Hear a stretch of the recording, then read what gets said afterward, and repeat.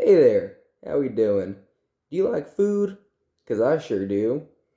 But have you ever been eating something and you thought, man, this is just a little bland, a little boring, like, it's just missing a little touch of something?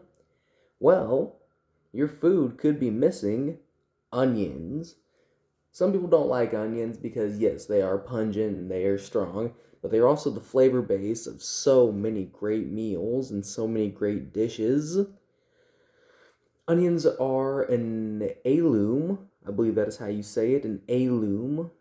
It's a family of vegetables that encompasses onions, garlic, all them strong, funky breath stankers.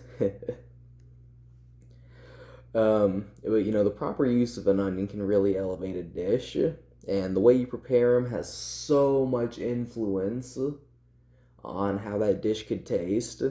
There's so many varieties. There's harvest times. I believe there's a site called Gill's Onions that explains that onions in the spring are more mild, whereas onions that are harvested in later seasons tend to have a stronger and more pungent taste. But that's enough rambling. Without further ado, let's have a fun one with some onions. So, what are onions?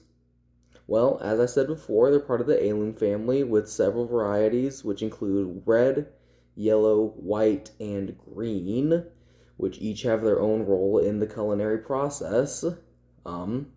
A chef on the site Chopping Block states that the reason they like to break down the categories is because each one can be cooked relatively interchangeably. However, within those categories, they are different. For example, red onions have a very sweet flavor and are great, but they're also strong, and they are great if you use them raw, like in a salad. Similarly, green onions are very mild, and they lose a lot of their flavor when you cook them, so they're nice for finishing, just a little sprinkle on top. Yellow and white onions are good cooking onions.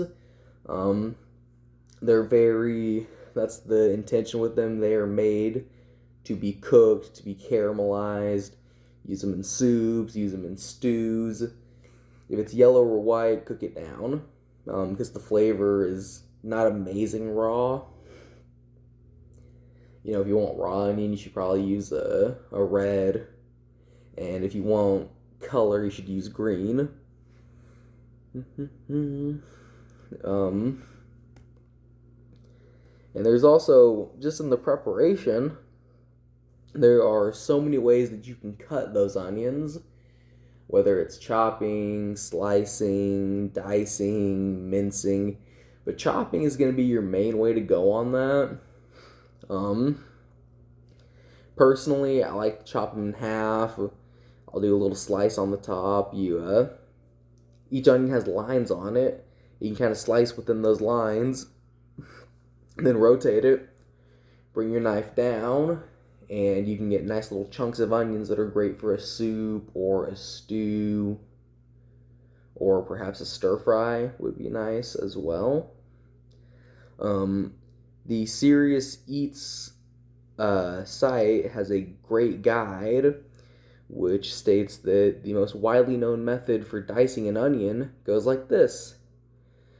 Set a halved onion on a cutting board. Make a series of downward cuts through the onion, but not through the root. That's very important. Do not cut through the root. The root ties your onion together. And then you want to make a series of perpendicular cuts toward the root while withholding the knife's blade side parallel to the cutting board. That's pretty much the way that I do it. I have some modifications. It depends on your handiwork. It depends on, what's comfortable for you. You want to avoid, if you're not used to cutting, avoid dragging the knife towards yourself because that is a great way to cut your fingers. I've got some battle scars to prove it. But with, time comes experience. With experience comes ability. Alrighty, let's wrap it up.